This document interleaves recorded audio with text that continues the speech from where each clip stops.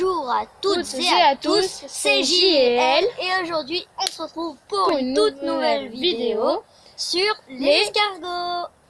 Ouais, alors, donc on va pas perdre plus de temps. On va passer tout de suite à la présentation de nos 5 escargots parce qu'on en a 5 et on les veut.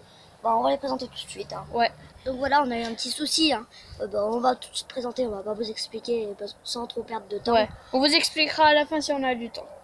Donc là, voilà, c'est Hippo, c'est le premier escargot qu'on a eu. On a là-bas tout au fond. Attendez, oula, là, où je montre avec mon doigt, il est exactement pareil, mais il est plus gros. C'est pour ça qu'on peut les différencier.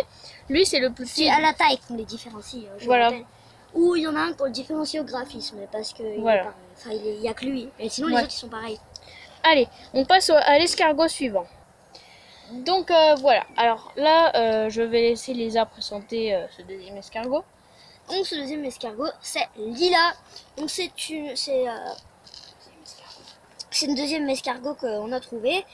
Je tenais à dire que les escargots sont à la fois femelles et à la fois mâles. Donc, on a choisi tout simplement que ce serait une femelle. Hein. Vous choisissez, vous en foutez. Puisque c'est les deux. Hein. Ouais. Donc voilà, c'est le deuxième escargot. Donc il y en a plusieurs de son espèce. On en voit quelques-uns. Mais en fait, le troisième, elle est plus grosse. C'est la plus grosse l'autre, le troisième, qui est pareil. C'est juste que sur le côté, son trait est beaucoup plus gros et il a moins de traits. Ouais, puis il est plus petit un peu en taille. Non, il est plus gros justement. Bon, bref, on va pas débattre sur ça pendant 2 heures. Allez, on passe à l'escargot. On passe à l'escargot suivant. Donc voilà, en fait, on parlait pas du même escargot. Turbo est plus gros que Lila et Myrtille est plus petite que Lila. Voilà. Donc là, c'est Lila. Donc elle est plus petite comme je viens. Myrtille. T'es bête. Ah oui. Désolée. Elle m'a tapé pour rien. Oui, donc c'est Myrtille, désolée. Elle arrête pas en fait. Donc je lui dis parce que si je suis pas là. Voilà, on va pas perdre plus de temps sur ça. J'ai fait tomber Myrtille. Oh, pauvre Lila. J'ai pas compris. Bon, c'est pas grave. Donc là, c'est Lila, c'est avec Max, l'autre. Désolée. Donc petite ellipse. En fait, j'ai cassé mon gant et du coup, ça fait des. Donc Myrtille et Max ont été trouvés en même temps. Donc voilà, on va passer du coup à Max. Donc voilà, là c'est Max. C'est le 4e escargot. C'est le semblable à Turbo, le premier, mais il est plus gros. Et il n'a pas de marque bleue. C'est pas Turbo, c'est Hippo. Oh là là, elle recommence. Ah oui. Ouais, j'ai des pertes de mémoire. Bon, non, c'est pas vrai. Mais... Bref. Donc là, voilà, c'est le 4e escargot. Elle se donc, ridiculise toute Max. sur YouTube. donc, Désolée pour ce petit incident, mais on a éclaté de rire. On passe à l'escargot suivant. Donc là, c'est le dernier escargot qu'on a pris. On l'a trouvé aujourd'hui. Voilà. On l'a appelé Turbo. Voilà. C'est lui. Donc on le reconnaît. On le reconnaît parce qu'il a une grosse marque sur le côté, comme vous voyez. Et puis les graphismes, il a beaucoup moins de graphismes sur sur la coquille que les autres. Les autres ont 2 traits, lui il en a qu'un à chaque fois. Ouais. Allez.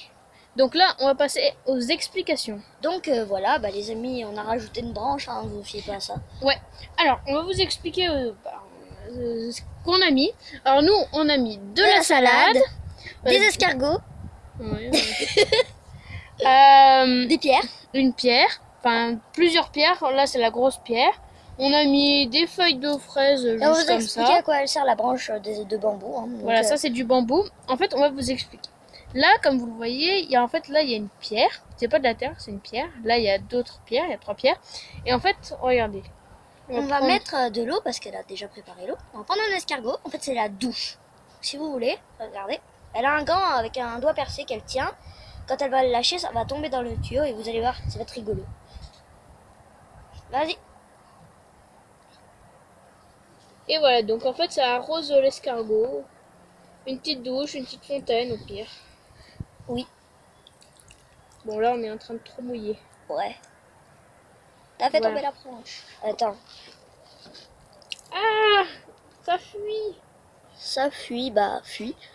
Enfuis-toi si tu veux. Voilà, donc on a mis à peu près tout ce qu'on pouvait. Bien évidemment, on a mis de la terre, comme vous l'avez sans doute remarqué.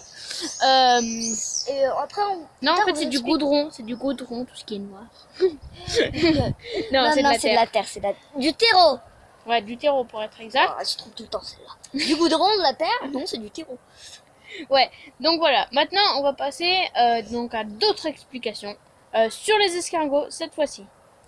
Donc voilà. Alors là, dans cette partie de la vidéo, on va vous expliquer comment et à quelle période les escargots font des petits. Voilà. Donc comme Lisa vous l'a dit tout à l'heure, qu'elle aurait dû garder pour maintenant, les escargots sont bisexuels, il me semble qu'ils avaient dit. Ouais. Un truc comme ça. En fait, sur la femelle, elle a pas mal. Voilà. Disons que voilà. Il faut qu'on vous explique quelque chose. Il va falloir qu'ils se rencontrent. Alors les escargots, il faut savoir qu'ils voient pas à plus de 5 mm. De 5 mm de long. Il faut vraiment qu'ils se touchent pour qu'ils se rencontrent. Ça quoi. Ils voient pas plus loin que ça. Donc c'est pour ça qu'il faut vraiment qu'ils se touchent pour qu'ils se rencontrent. Et une fois qu'ils se sont touchés, normalement, bah, ils vont toujours rester en petit groupe, hein, comme vous pouvez le voir. Ils sont à part ouais, mais lui, des fois il y en a qui sont tout seuls et puis des fois on avoue qu'on les réunit un petit peu, hein, des fois. Mais après ils restent ensemble, hein, ils se lâchent plus. Ouais. Bon, continuons. Donc je vais vous expliquer comment ils font les bébés. Alors en fait beaucoup de terre. Voilà, il faut de la terre. Parce qu'en fait les bébés ils vont les mettre dans la terre. Alors en fait, ils vont se lancer à un truc, une sorte de liquide en fait, qui vont se lancer l'un sur l'autre. Et en fait, du coup, en fait, ça va faire qu'ils vont faire des bébés, en fait, simplement. Donc, s'ils font des bébés, ils en font à peu près 200. Il me semble que c'est 200 chacun. Ah. Donc voilà, on a fait une petite ellipse. Alors, c'est 200 chacun, il nous semble, hein, on n'est pas sûr à 100%. Ouais, mais il nous semble que c'est 200 chacun. Donc voilà. Faut savoir, il faut prévoir une grande jardinière ou un grand machin, si vous voulez. Ouais. Faut qu'il y ait beaucoup de profondeur, c'est pour ça qu'on a mis quand même, enfin j'ai mis pas mal de couches de terre, même si je sais pas vraiment si ça suffit pour 200 œufs. Même ouais, si c'est minuscule. On verra. Faut savoir un truc, si à un moment vous voyez, déjà ils naissent au printemps les petits, donc si au printemps vous voyez en fait qu'il y a un des escargots, en fait il y a une espèce de fil, enfin une espèce de fil un peu blanc. Et bah c'est ça que je vous expliquais, qu'ils se lancent dessus les escargots. Et en fait il faut surtout pas l'enlever. Parce que moi je l'avais enlevé une fois et du coup ils ont pas pu faire des petits. Voilà, elle pensait qu'ils avaient un problème. Hein, donc du coup, faut pas l'enlever si vous voulez des bébés. Si vous voulez pas de bébé, vous le cassez. Voilà, vous avez qu'à le casser. Donc voilà, c'est aussi simple que ça. Faut bien vérifier. Donc maintenant, on vous a un peu expliqué comment ils faisaient les bébés. Maintenant, on va passer à la deuxième chose. C'est ce qu'ils mangent. Parce que c'est assez important de savoir ce qu'ils mangent. Oui, faut pas leur donner n'importe quoi non plus. Vous dites les escargots ils mangent tout ce qui est dans le potager. Faut savoir quand même qu'il faut respecter certaines choses. Donc les légumes et les fruits quoi. Ouais. On va faire une pause et on va faire une pause tout simplement. Petite ellipse. Donc voilà les amis, on voulait vous dire que les escargots mangent tout ce qu'il y a dans le potager. Fruits, légumes.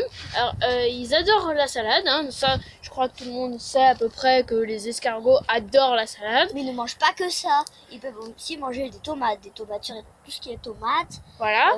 Certaines plantes d'arômes comme de la ciboulette, je crois. Aussi des fraises, des cerises, des pommes. En fait, tout ce qui est dans le potager, tout ce qu'on peut manger, quoi. Bon, les cerises, c'est pas vraiment dans le potager, c'est dans un cerisier, madame. Oui, bah le potager, t'as compris. Oui, les fruits, tout ça. Fruits et légumes, quoi, ils mangent. Mais pas tout non plus. Genre le melon, le citron, tout ça, ils mangent pas. Voilà.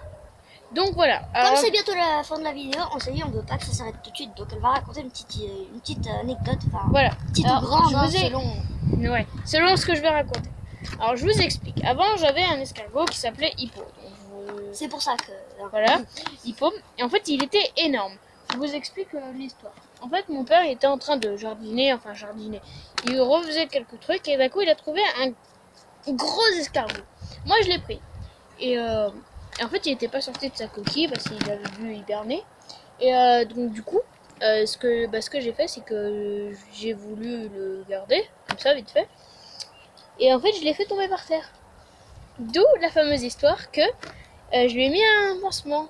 Et oui. Ça a un petit peu cicatrisé. Faut savoir, parce que s'il y a de l'eau tout le temps qui passe, tout ça, ça peut aussi un peu ralentir le fait que ça s'accélère, je pense. Oui, donc en fait, si vous cassez la coquille d'un escargot et qu'il y a un petit trou, en fait, l'escargot va automatiquement réparer avec sa bave. Parce que quand ça va sécher, en fait, ça va refaire une nouvelle coquille. Voilà, c'est comme ça en fait qu'ils font leur coquille, les escargots. C'est grâce à leur bave, il me semble. Je crois. Ouais, donc je continue. Donc, il y avait un trou, à l'époque, je savais pas qu'ils réparaient avec leur bave la coquille. Donc bref, et donc je lui ai mis un pansement. Je lui avais même mis la poudre bleue qu'on avait mis sur Hippo. Bon, il y en avait qu'un tout petit peu et il me semble que je n'avais pas fait exprès de la mettre. Et donc ensuite, bah, je l'ai gardé pendant, il me semble, 4 mois, quelque chose comme ça. 3 mois, allez, on va dire 3 mois. Et un jour, je l'ai perdu. Pendant 2 semaines. 2 ou 3 semaines, ouais. Et puis il y a son grand-père qui regardait quelque part. Voilà. Enfin, il était sorti dehors, il regardait, et d'un coup, il m'appelle, il me dit Julie, bah, il y a un escargot dehors. Donc moi, je viens, et en fait, je vois mon escargot. Je me dis, ouais, c'est impossible, il était parti, je l'ai retrouvé. Elle l'a reconnu avec le pansement, la marque bleue, tout ça. Enfin, il n'y avait plus le pansement, je l'avais enlevé. Elle l'a reconnu avec la marque bleue. Ouais, la marque bleue, puis il était énorme, cet escargot. Enfin, pour le perdre, ça va être compliqué. Donc voilà. Il est revenu, en fait. Enfin, il est revenu. Il était resté dans le jardin. Voilà. Elle l'a repris, et puis elle avait un peu abusé sur quelque chose. C'est l'espace. Donc en fait, elle avait mis un méga, enfin une grande jarre, un grand pot pour sa maison. Oui, en fait, regardez, on va carrément vous montrer. C'est que là, le pot qui est là, ouais. Voilà. Ben, en fait, je l'avais mis là-dedans, l'escargot. Et j'avais même mis d'autres escargots comme ça, ou plus petits, avec lui. J'avais fait un toboggan. Voilà, faut être fou pour faire ça. Et par-dessus, j'avais mis un couvercle pour faire de la paella. En fait, un grand truc en fait, voilà. Et il a dû cramer, hein, avec le soleil, ça a dû bien passer, tu vois, dans le machin. Je vous explique. L'escargot, je l'avais en été, donc le métal et le soleil, ça fait chaleur. Donc elle l'avait mis à l'ombre, heureusement. Hein. Ouais, j'ai fini par le mettre là-dedans. Enfin, vous le voyez pas vous, mais je le montre à Lisa, dans le truc à côté du tuyau d'arrosage. Je l'avais mis, mais il s'est quand même enfui. Voilà. Donc voilà, en fait, Hippo, le super malin. Donc une fois que je l'ai retrouvé, enfin que mon arrière-grand-père me l'a dit, ça, je l'ai remis dedans et puis 2 semaines après ou 2-3 semaines après, il s'est re-enfui, donc je pense qu'il était peut-être malheureux, tout ça. Enfin qu'il avait envie de partir et puis du coup il est parti. Et l'escargot, enfin ça, je sais pas, ça. Voilà. Il se déplace tout le temps. Ouais. Donc on va s'en arrêter là parce qu'on est déjà à 13 minutes 14 exactement de vidéo. Bon, maintenant 13 minutes 18. Voilà, pour info. Hein. Ouais, bref. Donc maintenant, on va s'en arrêter là. Voilà. On vous dit à bientôt pour une prochaine vidéo. Et aussi, n'hésitez pas à lâcher des pouces bleus. Enfin, moi ils sont blancs, mais bon, c'est pas grave. Ou beige. Ouais, aussi. Avec une tache de naissance rouge, comme ça ira encore mieux. Ouais. N'hésitez pas surtout à laisser des commentaires, c'est ce qu'on aime le plus, en fait, pour améliorer nos vidéos ou voilà. Puis en fait les commentaires ça me fait plaisir, mais ça va parce qu'on en a de plus en plus. Ouais. Et aussi si sur une vidéo vous voyez quelque chose d'écrit bizarre, mais genre avec plein de lettres et tout. En fait c'est une amie, sa petite sœur, elle a tapé n'importe comment sur le clavier. Alors ouais. Bref. Donc voilà, on vous dit à bientôt pour une prochaine vidéo et à plus. Et à plus. Ouais.